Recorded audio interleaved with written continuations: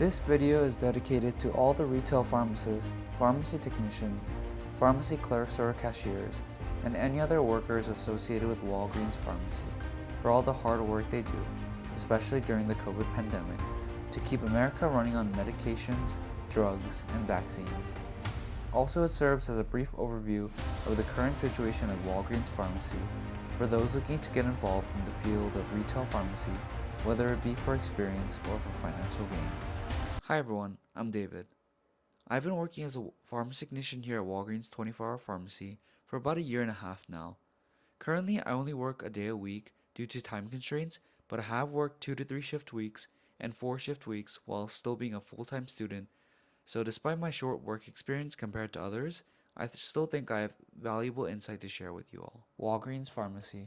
America runs on drugs, medications, vaccines, and any other form of stimulating your body.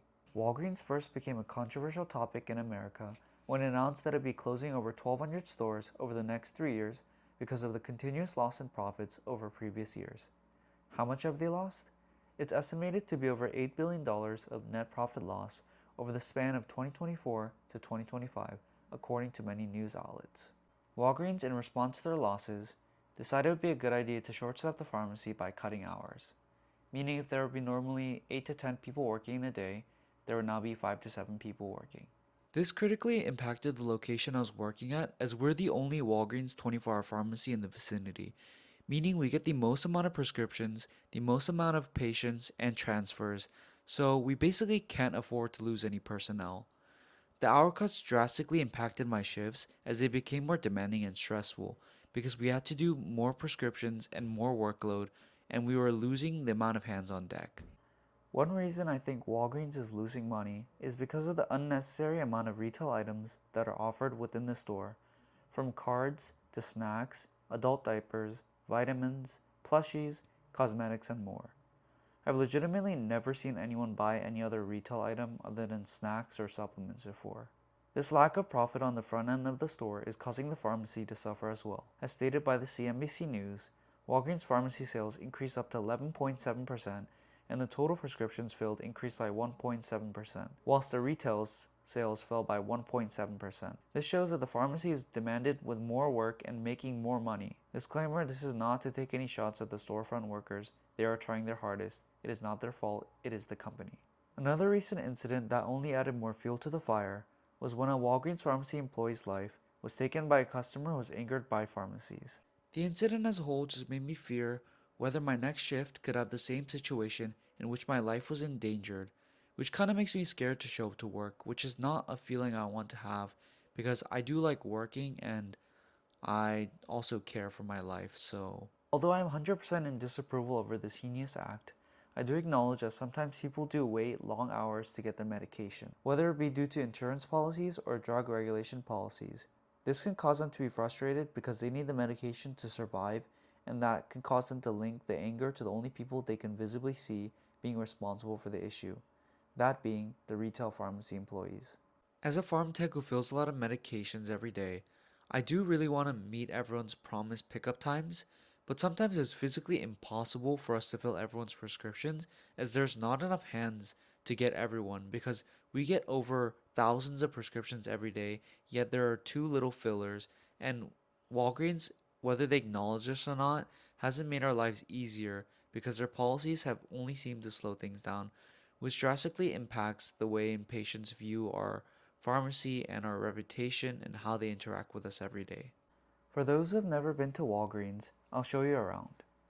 I'm only able to get the side angle of the pharmacy because I'm not allowed to show the patient's PHI or I'd be fired. This is the waiting line that sometimes extends to the end of the aisle and the waiting area for the vaccines and pickup medications.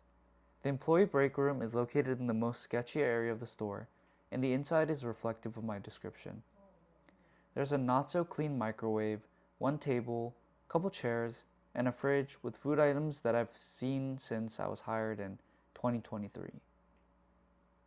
I eat here during my lunch or my 15-minute breaks, but I feel for all the work being done in the pharmacy, workers should get at least a 45-minute paid lunch instead of the 30-minute one, as it's not enough time to mentally recoup and get back into the warfare.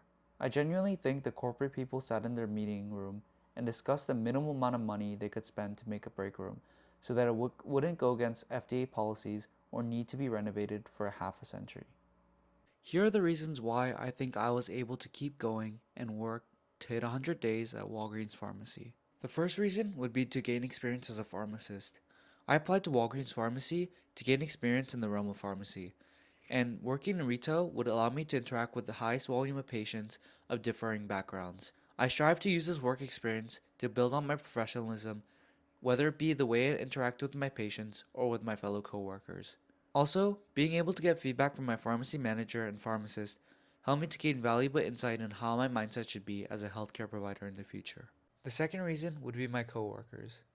At a certain point in time, due to the harsh working conditions and treatment by the patients, with no correlative compensation, I really did think about no longer continuing to work at Walgreens Pharmacy. But the amazing people I get to work with is one of the main reasons why I'm still here. All of my coworkers are older than me, so they offered valuable, insightful information on how to maneuver about the job. And despite the age difference, I really vibed with their personalities and got along with them really well, which made it really easy to build meaningful connections with them. Without my coworkers, I don't know if I would be able to keep on going or had a healthy relationship with working in pharmacy. Finally, the most important reason why I still walk into work every week. Knowing that I'm a significant contributor to helping people recover from sickness and from surgery. I consider this step as really just maturing as a pharmacist for the future, understanding that each patient's problems are very important and trying to think of it as my own, and realizing their setbacks could be a very vital part of their lives, and trying to sympathize and empathize for their needs. I vividly remember when I first took this mindset on for myself. There was an old grandmother or mother who was trying to pick up medications either for herself or for her children. She spoke very little English, and I think she was mainly speaking Spanish. And in the end, I was able to sell her medication, but in that moment, I visualized her as my own mother, who doesn't speak that good English as well. Despite the things I've said, with some statements being overly dramatic for comedic purposes, I am truly grateful for Walgreens Pharmacy for giving me the opportunity to work as a pharmacy technician here at Walgreens, as it gives me valuable experience and knowledge and advice from people who have worked in my field before, and it will help me to be a better pharmacist in the future.